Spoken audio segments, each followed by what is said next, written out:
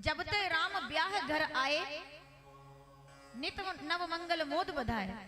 भगवान राघवेंद्र सरकार अयोध्या में अवतार लेते हैं तो आनंद होता है। जो माताएं पीछे बैठी है सावधान, मेरी आवाज आप तक पहुंचनी चाहिए। राम जी अयोध्या में अवतार लेते हैं तो आनंद होता है। राम जी जनकपुरी में आते हैं तो आनंद होता है। राम जी वन में आते हैं तो आनंद होता है। राम जी विवाह करके वापस आते हैं तो आनंद होता है। राम जी राजा बनने वाले होते हैं तो आनंद होता है। और जब राम जी वन में चले जाते हैं तो वनवासियों को आनंद होता है। इसका मतलब ये है कि जो आनंद पूर्ण काम है उन्हीं का नाम श्री राम है। वो जहां भी जाते हैं वहां आनंद हो जाता है, किसी भी स्थिति में, किसी भी परिस्थिति में। बहुत अद्भुत कथा है आज की, कि आगे बात करेंगे हम लोग। पूरा अयोध्या प्रतीक्षा में रहता है, भगवान आने वाले हैं और अकेले नहीं आ रहे। जब विश्वामित्र जी महाराज भगवान राघवेंद्र सरकार को ले जाने के लिए आए और कहा कि ताड़का मारी सुबाहु आतंकित करते हैं तो श्री राम जी हमारा कल्याण करें और वो हमारे साथ चले सुरक्षा की दृष्टि से, तो भगवान आए, ताड़का का वध किया, असुरों से संतों की रक्षा की, जिसके लिए भगवान आए थे। कल विवाह हो गया उनका माता सीता के साथ और कहा कि मैं अकेला विवाह नहीं करूंगा, मेरे 3 भाई और हैं, तो सबके लिए बराबर का भाव होना चाहिए। तो जनक जी महाराज ने कहा कि मैं अपनी 4 बेटियों का विवाह दशरथ जी महाराज के 4 बेटों के साथ करने का संकल्प करता हूं, और कन्यादान हो गया। भगवान राघवेंद्र सरकार जनकपुरी से माता सीता को विदा करा करके राजा दशरथ जी अपनी 4 बहुएं लेकर के अयोध्या में आ रहे हैं। आइए अयोध्या में उनका स्वागत करते हैं।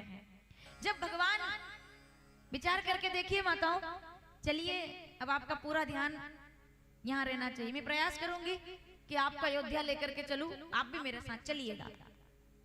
कथा क्या करती है? कथा हमें जीवन जीना सिखाती है। कथा इसलिए नहीं सुनी जाती, रामायण मंडल की माताएं सामने बैठी हैं।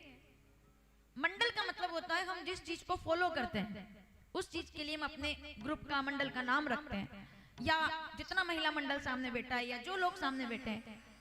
राम कथा कभी भी इसलिए नहीं है कि अभी पढ़ेंगे और मरने के बाद कहीं स्वर्ग के अंदर नियुक्ति हो जाएगी हमारी, या कोई प्लाट मिल जाएगा, या कोई जमीन मिल जाएगी, या कोई रजिस्ट्री मिल जाएगी, या कोई हमको कंफर्मेशन मिल जाएगा कि सीट क्लियर हो गई है। राम कथा इसके लिए कभी नहीं सुनी गई। भविष्य के लिए राम कथा को कभी नहीं सुना गया। जितने लोग पंडाल के अंदर बैठे हैं सावधान, राम कथा को भविष्य को सुधारने के लिए नहीं सुना गया। राम कथा को वर्तमान को सुंदर बनाने के लिए सुनाया गया कि किस प्रकार से वर्तमान से बड़ा सत्य कोई नहीं है और कल से बड़ा झूठ कोई नहीं है। ये बात आज आप देखेंगे कथा के बीच में कि आज से बड़ा कोई सत्य नहीं है और कल से बड़ा कोई झूठ नहीं है। कल कभी आता ही नहीं, सावधान। भगवान राघवेंद्र सरकार जब अयोध्या के अंदर आए तो तुलसीदास जी महाराज कहते हैं कि जब ते राम ब्याह घर आए, नित नव मंगल मोद बधाए। राघवेंद्र सरकार के आने पर पूरी अयोध्या को सजाया गया। राजा दशरथ आगे आगे चले आ रहे हैं बेटे और बहुओं को लेकर के, और क्योंकि रघुवंश की मर्यादा है कि माताएं बारात में नहीं जाती, तो वो स्वागत के लिए नारियां, और यही मर्यादा है, विवाह की मर्यादा यही है कि माताएं बारात में नहीं जाती, वो बारातियों के स्वागत के लिए घर पर प्रतीक्षा करती है। ये क्या था? मर्यादा। घर की नारियों को सुरक्षित रखने का भी एक प्रबंधन, परिवार को सुंदर बनाने का प्रबंधन। तो तीनों रानियां आरती की थाली लेकर के, बहुत ध्यान से इस कथा को सुनिएगा, आनंद आएगा आपको, क्योंकि आनंद के बाद ही हम वनवास की तरफ आगे बढ़ेंगे। मुख्य प्रसंग है आज का। इससे कोई फर्क नहीं पड़ता कि मौसम कैसा है, मुझे तो बिल्कुल नहीं पड़ता, इससे कोई फर्क नहीं पड़ता कि कैसे हम सुन रहे हैं, लेकिन जो बात आप सुन रहे हैं वो अपने साथ लेकर जाइएगा, क्योंकि कथा बड़ी विशेष है आज। तो तीनों रानियां प्रतीक्षा में इंतजार कर रही है कि अब बेटे आएंगे। और सबसे बड़ी खुशी किस बात की है बताओ? जो माताएं बैठी है, बहुएं आएंगी। एक माता तब खुश होती है जब उनके घर बेटे का जन्म होता है, लेकिन वो परम खुश तब होती है जब उनके घर में बहू आने वाली होती है कि बहू आएगी तो घर का माहौल अब बदलेगा, बहू आएगी तो अब मैं अपने घर की चाबी उनको दे करके, और जब चाहे तब मंडल में बैठकर भजन गणगौर गीत, जिम्मेदारियों से मुक्ति। हालांकि सोचते सब है, होता किसी किसी के साथ है, लेकिन सुनिएगा आगे। तो इंतजार कर रही है तीनों माताएं कि हमारी बहुएं आने वाली है। जितनी माताएं बैठी है यहाँ, अगर मैं ठीक बोलूं तो बताइएगा, प्रतीक्षा करती है वो, प्रतीक्षा कि बहू आएगी और अब मेरे घर को संभालेंगी। वो इसलिए प्रतीक्षा नहीं करती कि वो मेरे पैर दबाएगी, जितना मैंने आजकल की माताओं को देखा है। वो इसलिए इंतजार नहीं करती कि गरम रोटी खिलाएगी, नहीं। वो इसलिए इंतजार नहीं करती कि ये मेरी सेवा करेगी। वो इसलिए प्रतीक्षा करती है कि जिस परिवार को अब तक मैंने संभाला था, उस परिवार को अब मेरे बाद संभालने वाला कोई आने वाला है, मुझे अब चिंता करने की जरूरत नहीं है। जैसे एक एक ईंट जोड़ करके मैंने घर बनाया है, अब मेरी बहू आएगी, जब मैं चाबी उसके हाथ में रखूंगी और कहूंगी कि बेटा आज एकादशी है, मुझे 4 बजे मंदिर में भजन करने के लिए जाना है। अगर मैं ये नहीं चाहती कि तुम मेरे पैर दबा दो, मैं ठीक बोल जाऊं तो जितने बुजुर्ग और माताएं बैठी है सावधान समर्थन कीजिएगा। वो ये नहीं चाहती कि तुम मेरे पैर दबा देना, मेरी सेवा कर देना, मुझे गर्म भोजन करा देना, नहीं। वो ये कहती है कि जिस दिन मैं एकादशी के लिए भजन करने के लिए मंदिर में जाऊं और अगर मेरी अनुपस्थिति में 4 मेहमान घर आ जाए तो उनका सम्मान के साथ स्वागत कर देना। यही एक सास अपनी बहू से चाहती है कि मेरी अनुपस्थिति में अपने घर अगर कोई आए तो वो ये नहीं कहना चाहिए कि आप नहीं थे तो घर पर सम्मान नहीं मिला। वो बहू से चाहती है सबके लिए सम्मान। वो चाहती है जैसे मैंने जोड़ा है वैसे वो जोड़ कर रखे। वो चाहती है कि जैसे मैंने अपने घर को बनाया है तो मैं अपने घर की अगर लक्ष्मी हूं तो मेरी बहू मेरे घर की अन्नपूर्णा बननी चाहिए। वो ये चाहती है और इसीलिए राजा दशरथ आए। तीनों रानियां बड़ी खुश होना भी चाहिए, स्वाभाविक है। आरती की थाली लेकर के और जब भगवान आए प्रणाम किया। माँ अब तक तो राम जी को देखकर हमेशा खुश होती हैं, लेकिन आज तो परम आनंद है भाई, क्योंकि पीछे बहू भी आई है। माता सीता इतने घूंघट में और प्रणाम करती है माता कौशल्या को। राम जी ने प्रणाम किया माँ, तो माता सीता ने प्रणाम करके कहा माँ। माँ जैसे ही प्रणाम किया, माता कौशल्या कुछ आशीर्वाद देती, उसके पहले दशरथ जी ने एक बात कह दी। राजा दशरथ कहते हैं रानियों सावधान, और ये बात मैं हमेशा कहती हूँ। क्या कहा राजा दशरथ ने? पीछे तक बैठी माताएं ध्यान से सुनिएगा, और जितने लोग बैठे हैं यहाँ गृहस्थी वाले सब, जैसे ही प्रणाम किया माता सीता ने माता कौशल्या को, चारों बहुएं प्रणाम करने आई है, तो राजा दशरथ ने कहा सावधान रानियों, ये ना समझना इन बच्चियों को देखकर कि मैं अयोध्या के लिए जनकपुरी से बहुएं लेकर आ गया हूँ।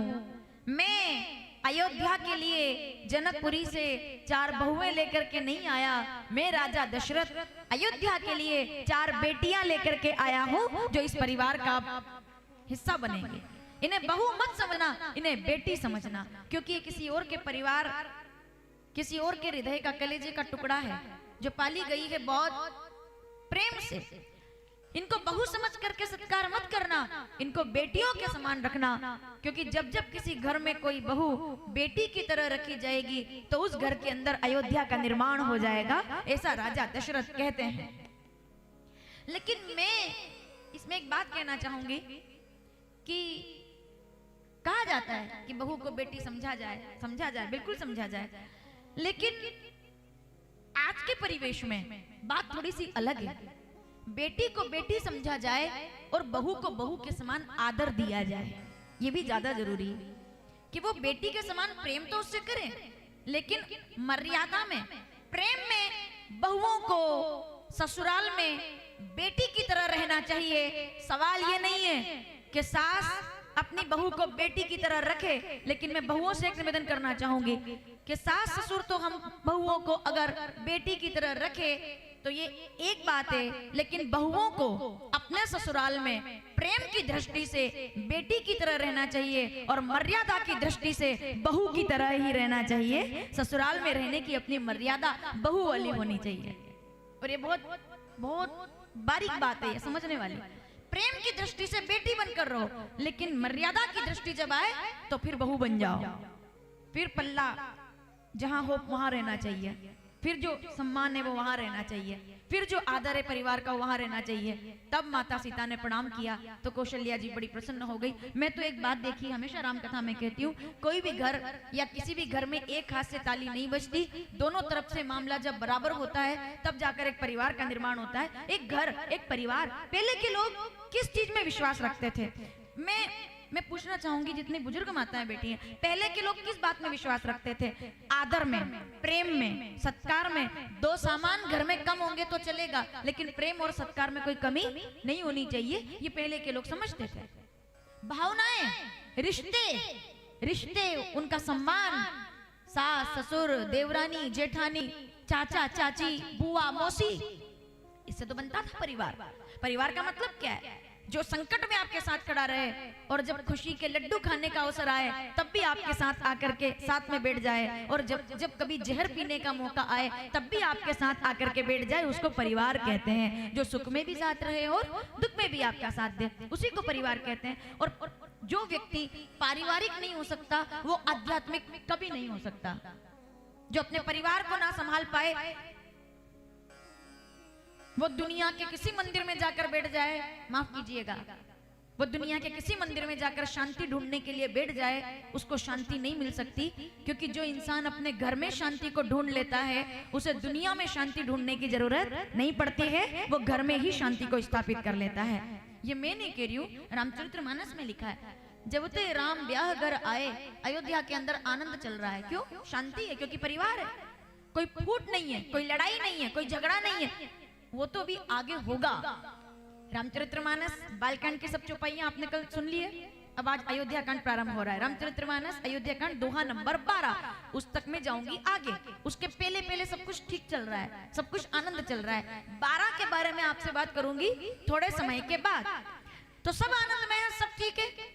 प्रणाम किया बेटों ने माताओं को, तो माता सीता ने प्रणाम किया, चारों बहुओं ने प्रणाम किया, सब बड़े प्रसन्न हैं। तो माता सीता को देख करके माता कौशल्या, और ये बड़ी प्यारी बात है, माता कौशल्या ने जब राजा दशरथ की बात सुन ली कि इनको बहू नहीं बेटी समझना, तो माता कौशल्या ने माता सीता से पूछा, सीता मैं क्या तुम्हें दूं जिससे तुम्हारा सम्मान बढ़ जाए? अच्छे घर की बेटी हो तुम, धन धान्य से परिपूर्ण हो, मेरे पास तुम्हें देने के लिए कुछ भी नहीं है, लेकिन बेटी, अब अगर बेटी मान लिया है तो मैं पूरे अधिकार के साथ मेरे जीवन की एक अनमोल मणि तुम्हें देना चाहती हूँ। पीछे तक बैठी माताएं सावधान, एक अनमोल मणि अपने जीवन की मैं तुम्हें देना चाहती हूँ, तुम उसे स्वीकार करो। तो माता सीता विचार कर रही है कि मैं तो अभी घर में आई हूँ और इतनी बड़ी जिम्मेदारी, एक बार तो बहू घबरा जाती है कि इतनी बड़ी मणि कैसे मैं संभालूंगी। तो मना किया कि नहीं नहीं, आशीर्वाद आप बस दीजिए। सावधान, क्या कहती है माता कौशल्या, सीता आज से मैं तुम्हें अपने जीवन की बहुमूल्य मणि जो तक मैंने संभाली थी, अब वो मैं तुम्हारे हवाले करना चाहती हूँ। तो माता सीता ने फिर संकोच में सोचा कि अगर मना भी नहीं ज्यादा कर सकते तो हाथ बढ़ा दिया कि ठीक है दे दीजिए, जो भी मणि वगैरह है वो हाथ पर रख दीजिए। तो माता कौशल्या ने पूरे जगत को संदेश देते हुए, एक कुशल परिवार का संदेश देते हुए राम जी का हाथ पकड़ करके माता सीता के हाथ पर रख करके कहा कि यही मेरे जीवन की अमूल्य मणि है, आज से मेरा राम तुम्हारा पति हुआ, ये मणि मैं तुम्हें सौंप रही हूं। अब राम पर बहुत जरूरी है ये बात समझना, बहुत जरूरी। आज से मेरा बेटा तुम्हारा पति हुआ, मेरा राम। ये बात अगर भारतवर्ष के हर परिवार की हर सास समझ ले तो समझ लीजिए कि हर घर स्वर्ग बन सकता है। मेरा राम जो मेरा बेटा है वो आज से तुम्हारा पति हुआ, ये मणि राम नाम मणि दीप धरो जी हृदय हरिद्वार, मेरा राम तुम्हारा हुआ। माताओं समझ में आ रहा है आपको? इसको ठीक से सुनना। अगर बेटा बहू प्रेम से रहे तो इससे बड़ी बात दुनिया में और कोई नहीं है। लेकिन मुझे इसलिए बोलना पड़ रहा है, एक थोड़ी सी कड़वी बात बोल रही हूं मैं, आपको अच्छा लगे तो समर्थन कीजिएगा। पीछे जो माताएं बैठी है उनका भी समर्थन चाहिए मुझे अगर मैं ठीक बोल जाऊं। दिक्कत में ये बात क्यों बोल रही हूँ कि कौशल्या जी ने हाथ राम जी का सीता जी के हाथ में देकर कहा कि मेरा राम तुम्हारा हुआ, क्योंकि ये बड़ा मुश्किल है, ये काम बड़ा मुश्किल है। अगर बेटा, कोई घर में अगर बेटी और उसकी शादी हो जाए और जमाई जी पहली बार घर आए, माताओं ईमानदारी से सोचिएगा, हम तो ऐसे नहीं है, मैं दूसरी जगह की बात कर रही हूँ, ठीक है। लेकिन अगर बेटी और जमाई घर में आए और अगर जमाई जी कह दे भोजन करते समय कि नहीं नहीं हम तो एक थाली में खा लेंगे, तो माता जी बिल्कुल खुश हो जाएंगी एकदम कि देखो मेरी बेटी से जमाई जी कितना प्रेम रखते हैं, एक थाली में भोजन करेंगे तो प्रेम बढ़ेगा। बात ये नहीं है, बात यहाँ शुरू होती है। अगर बेटी और जमाई एक थाली में भोजन कर ले तो उसको बढ़ता हुआ प्रेम कहते हैं, लेकिन वही माता जी के सामने अगर बेटा और बहू एक थाली में भोजन कर ले तो उसको जादू टोना कहा जाता है कि पता नहीं क्या टोटका कर दिया मेरे बेटे पे, एक थाली में भोजन करने लग गए। बताओ मैं गलत नहीं बोल रही? अगर बेटी और जमाई एक थाली में भोजन करे तो प्रेम, इस विचारधारा को थोड़ा सा बदलना पड़ेगा। अगर बेटा और बहू खुश है ना तो सब अच्छा है परिवार के अंदर। इसीलिए मैंने कई बार कथाओं में कहा है कि अगर पहले घर जब अच्छा बनाना होता हो और विवाह को चलाना हो तो कहते थे कि जो बेटा यानी कि पति और पत्नी है उनकी कुंडली मिलानी चाहिए ताकि घर में विवाद ना हो। लेकिन अब के समय में उल्टा हो गया है, अब पति पत्नी की कुंडली मिले ना मिले, सास बहू की कुंडली मिलना ज्यादा जरूरी है, तब जाकर के परिवार में सुख शांति बनी रहती है। वो कुंडली अगर मिल गई तो सब कुंडलियां अपने आप मिल जाएगी। हर व्यक्ति यही चाहता है कि पत्नी और माता और बहन और परिवार सब एक साथ रह करके परिवार को सुंदर बनाए। तो माता सीता ने प्रणाम किया, राम जी का हाथ रख दिया माता कौशल्या ने, ये आज मेरा राम तुम्हारा हुआ। माता सीता मुस्कुरा देती है और विचार करती है कि मेरा कितना बड़ा सौभाग्य है कि मुझे ऐसा परिवार प्राप्त हुआ है जिसमें मेरा पूरा जीवन अब बीतने वाला है। आगे बढ़े, राम जी ने प्रणाम किया माता सुमित्रा को, यही बड़ी अच्छी बात है। सुमित्रा जी को प्रणाम किया तो सुमित्रा जी कहती है, सीता जी ने प्रणाम किया, सीता दीदी ने तुमको राम दिया है तो ठीक है, मेरे घर 2 बेटे हैं तो आज से मैं अपना बेटा, इसको ठीक से सुनिएगा, मैं अपना बेटा रामचरितमानस, अयोध्या कांड, 73वां दोहा, सारी चौपाइयां घर जाकर पढ़ना कि ये बात मैंने क्यों कही है, आगे सुनेंगे हम लोग। आज से दीदी कौशल्या ने कहा है कि मेरा राम तुम्हारा पति हुआ तो आज से मैं अपना बेटा लक्ष्मण तुम्हें पुत्र के रूप में समर्पित करती हूँ। मेरा लखन तुम्हारा बेटा हुआ, मेरे लखन को अपना समझना। जन्म मैंने दिया है लेकिन आज से तुम माता हो और तात तुम्हारा मात बेदेही, पिता राम सब भांति स्नेही। आज से लखन, आज से सीता तुम्हारी माता है और सीता लखन तुम्हारा बेटा है, ऐसा मानना। सीता जी मुस्कुरा दी और प्रसन्न होकर के जब राम जी ने माता कैकेयी को प्रणाम किया तो माता कैकेयी को प्रणाम करते ही माता सीता ने माता कैकेयी को प्रणाम किया। कैकेयी जी सोच रही है कि एक ने तो राम दे दिए, एक ने लखन, अब मेरा सवाल आया है क्या दिया जाए। तब माता कैकेयी ने, हमने इसको पहले सुना है, इसको ध्यान से सुनिएगा, एक चूड़ामणि लेकर के आई जो उनको देवलोक से प्राप्त हुई थी, स्वर्ग से। और चूड़ामणि देख करके माता सीता से कहा कि ये कोई सामान्य चूड़ामणि नहीं है, ये चूड़ामणि को वरदान है देवराज इंद्र का कि जिस भी किसी राजा के राज्य में रहती है वहां वो राजा कभी हार नहीं सकता, उसको कोई नहीं हरा सकता। माता सीता ने चूड़ामणि को प्राप्त किया, उसे अपने सिर पर लगाया।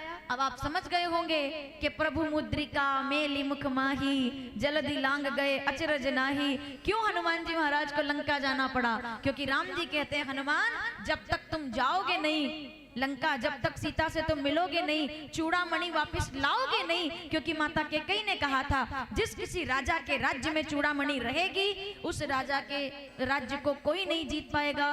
तो माता सीता का वनवास हुआ है, माता सीता का हरण हुआ है, सब गहने उन्होंने त्याग दिए, लेकिन चूड़ामणि उतारना भूल गई। उसी चूड़ामणि के साथ लंका में पहुंची है। अब चूड़ामणि कहाँ है? लंका में है। हनुमान जी को जाना क्यों जरूरी है? तो जाओ मुद्रिका देकर के और चूड़ामणि लेकर के आओ, क्योंकि अगर माता ने कहा है कि कोई नहीं जीत सकता तो मैं भी रावण को तब तक नहीं जीत पाऊंगा जब तक चूड़ामणि वहां रहेगी। तो प्रभु मुद्रिका मेली मुख माही, जल्दी लांग गए। और आखिर में क्या कहा? मात मोहि दीजे, मैं क्यों आया हूं? क्या बात है? हनुमान जी क्यों गए थे लंका में? पता लगाने कि सीता जी कहाँ है? क्या बात कर रहे हैं आप? ये तो संपाति ने बता दिया था कि अशोक वाटिका के अंदर विराजमान है, तो क्या जरूरत थी अकेले जाने की? पुलिया बना करके सबके सब चल देते। हनुमान जी महाराज माता सीता का पता लगाने नहीं गए, वो तो राम जी के आदेश का पालन करने गए कि हनुमान जब तक चूड़ामणि नहीं आएगी तब तक मैं मर्यादा पुरुषोत्तम हूँ, जो वरदान हो गया वो हो गया, जब तक चूड़ामणि नहीं आएगी तब तक मैं भी लंका पर आक्रमण नहीं कर सकता। तब बाबा कहते हैं, और ये चौपाई मुझे बड़ी अच्छी लगती है। माता सीता ने पूछा कैसे आए हो हनुमान? आहा क्या बात है, कैसे आए हो तुम? कभी सुंदरकांड पढ़िए आप, रोज नियम बनाइए सुबह का। मैं वही बातें आपको मंच से बताना पसंद करती हूँ जो मैं अपने जीवन में खुद कर पाऊं अगर, वरना पर उपदेश कुशल बहु तेरे। मैं यहाँ से आपको बता दूं कि सुबह जल्दी उठना चाहिए, सुंदरकांड पढ़ना चाहिए, और पता चले कि हम ही अगर कभी 10 बजे उठते हुए नजर आए, हमें कहीं पूजा पाठ ना करते हुए नजर आए, तो बोलना तो अच्छा लगता है, लेकिन जब तक अपने जीवन में नहीं उतारेंगे तब तक। आप एक नियम बनाइए, अच्छा लगेगा। सुबह 4 बजे वैसे भी नींद, कुछ भी किसी भी परिस्थिति में हो, जहां निवास है अभी हमारा, हम पूरा परिवार अभी लगभग हमने परेशान किया हुआ है। 4 बजे घर की सब लाइट चालू हो जाती है, क्योंकि मेरा नियम है। तो फिर धीरे धीरे करके, और वहाँ जो साउंड लगा हुआ है निवास पर मेरा नियम है 4:30 बजे सुंदरकांड शुरू कर देती हूँ मैं। तो जो नहीं उठने वाले उनको भी उठना पड़ता है कि भैया हवन होने वाला है। इसका मतलब क्या है? आपकी दिनचर्या अगर सुंदरकांड के साथ प्रारंभ है, आप कोई नियम मत करो। बच्चे बैठे सुबह उठ करके हनुमान चालीसा का पाठ, सुबह उठ करके सुंदरकांड की 5 चौपाइयां सबके पास लगभग मोबाइल में होता है। आप सुबह उठ करके आप घर का काम करो ना, कोई दिक्कत नहीं है। आप झाड़ू लगाओ, आप घर की सफाई करो, और चौपाइयां आपके कान में पड़ रही है तो आपका नहीं पूरे घर का माहौल सुंदर बन जाएगा, क्योंकि उसे सुंदरकांड कहते हैं, जिसको पढ़ने और सुनने से समस्त प्रकार के कष्ट मिट जाते हैं। तो सुबह जल्दी उठ करके कभी सुनिए सुंदरकांड, आपको पता चलेगा। हनुमान जी महाराज माता सीता का पता लगाने के लिए नहीं गए, वो तो राम जी की आज्ञा का पालन करने गए कि मात मोहि दीजे कचुचीना, जैसे रघुनायक मोहि दीना, और चूड़ामणि उतार तब दयहु, हर्ष समेत पवन सुत लयहु, कि इसीलिए तो मैं आया था। हनुमान जी महाराज जब पहुंचे ना वापस, तो सबने पूछा क्या क्या हुआ, कैसे हुआ? तो हनुमान जी महाराज कहते हैं, एक बात कहूं, करने वाला तो मैं था, पीछे तक के बैठे लोग सावधान, करने वाला तो मैं था, पर सब कुछ करवाने वाले मेरे राम जी थे। मैंने कुछ नहीं किया है, सब राम जी ने किया है, क्योंकि जब राम जी कृपा करते हैं तो जो नहीं आपने सोचा हो वो भी हो जाता है। सबने पूछा कैसे? बोले जब मैं अशोक वाटिका के पेड़ पर बैठा था और माता सीता रो रही थी कि मुझे अब मृत्यु चाहिए, मर जाना चाहती हूँ, तो उस समय त्रिजटा नाम राक्षसी एका, और त्रिजटा आती है और माता सीता से कहती है कि मैंने एक सपना देखा है कि सपने बानर लंका जारी, जात उदान सेना सब मारी। उस समय मैंने विचार किया कि ये देवी कह रही है, ये राक्षसी कह रही है कि सपने बानर लंका जारी, जात उदान सेना सब मारी, लेकिन ऐसा तो कोई प्रोग्राम ना, तो पेट्रोल लाया हूं ना तेल लाया हूं, परदेश में आए तो वीजा में माचिस भी अलाउड नहीं है, ना लाइटर लाया हूं, ना मेरे पास। ये प्रोग्राम मुझे समझ में नहीं आया कि ये कैसे होगा, कैसे कह दिया कि सपने, इसको सपना कैसे आया? और जैसे ही वो सभा के अंदर गए और विभीषण जी ने आकर के कहा कि नहीं नहीं, नीति विरोध न मारे दूता, इनका वध मत कीजिए, सजा दे दीजिए। तो रावण ने कहा एक काम करो, पूंछ में आग लगाओ। हनुमान जी और क्या कहा? हनुमान जी महाराज प्रसन्न होकर कहते हैं भाई सहाय सारद में जाना। हनुमान जी महाराज कहते हैं बस आज मैं समझ गया कि हो ये वही जो राम रची राखा, मुझे पेट्रोल तेल माचिस लाने की जरूरत नहीं है। जब राम जी को जो करवाना होता है वो पहले से ही तय कर देते हैं, योजनाएं अपने आप बन जाती है। और तब हनुमान जी महाराज ने लंका का दहन कर दिया। तो सबने पूछा कैसे तुमने लंका का दहन किया? अग्नि से, पीछे तक के बैठे लोग सावधान, अग्नि से, तेल से, पेट्रोल से। तो हनुमान जी कहते नहीं, लंका का दहन ना तो अग्नि से किया है, न माचिस से किया है, न तेल से। मैंने लंका का दहन राम जी की कृपा से किया है। अगर वो कृपा ना होती तो लंका दहन नहीं होता। सब राम जी की कृपा से किया है। मैं जाता हूँ और वहां व्यवस्था हो जाती है, मैं पहुंचता हूँ वहां और रावण का सामना हो जाता है। ये हनुमान जी महाराज पर राम जी की कृपा है।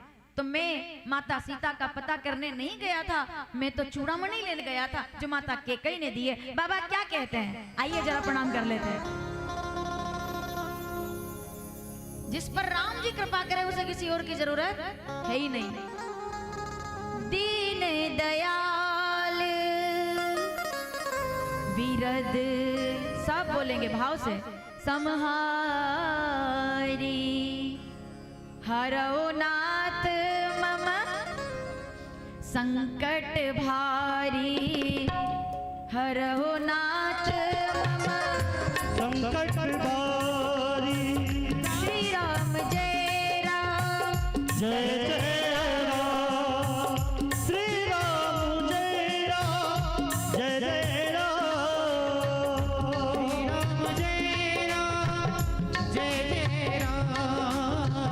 श्री राम जय राम जय जय राम।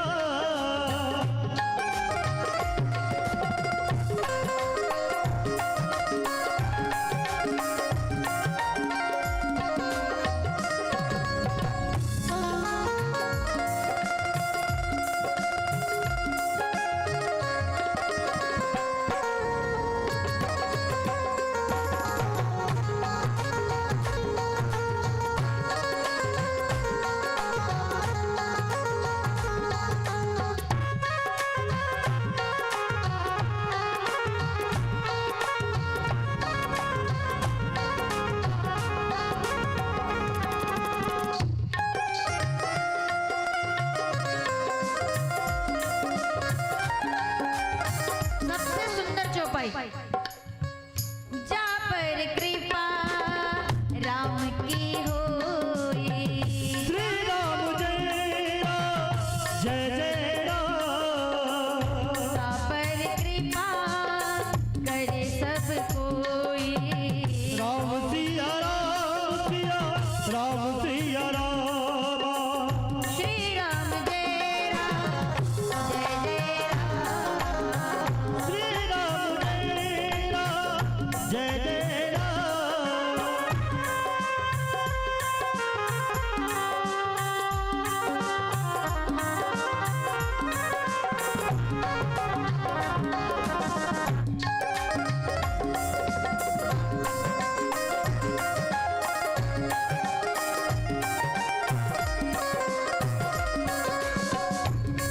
नगरी हो अयोध्या की। नगरी हो अयोध्या की। रघुवर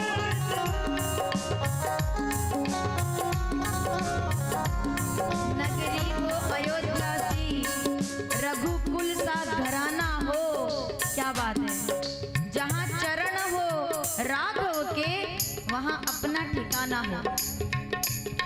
नगरी हो अयोध्या की। रघुकुल घराना हो। चरण हो राघव के जहाँ मेरा ठिकाना हो। चरण हो राघव के जहाँ मेरा ठिकाना हो।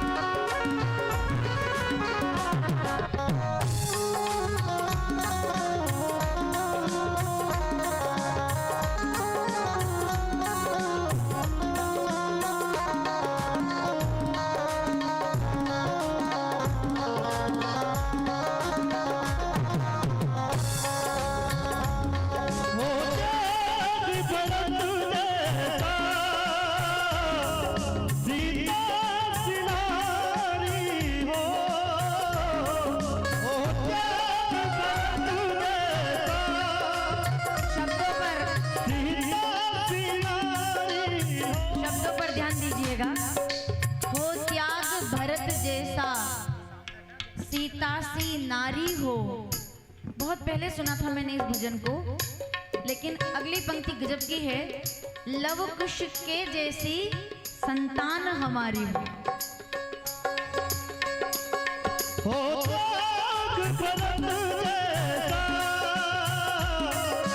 सीता सी नारी हो और लव कुश के जैसी संतान हमारी हो। लव कुश के जैसी संतान हमारी हो।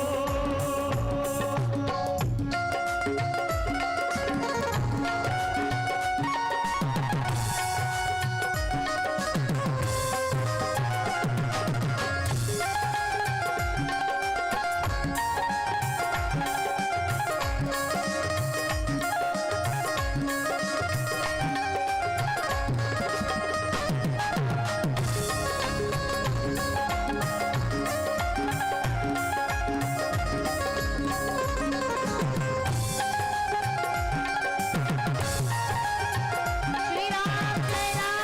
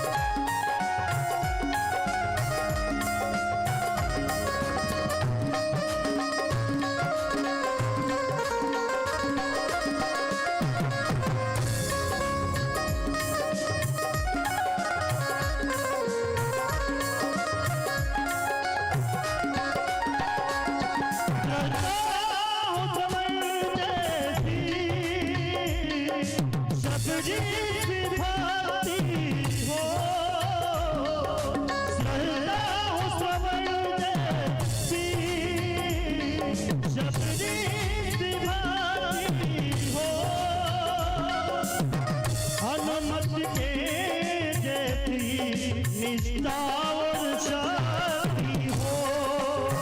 हनुमत के जैसी निष्ठा और शक्ति हो। नगरी हो अयोध्या सी, रघुकुल का घराना हो और चरण हो राघव के जहाँ में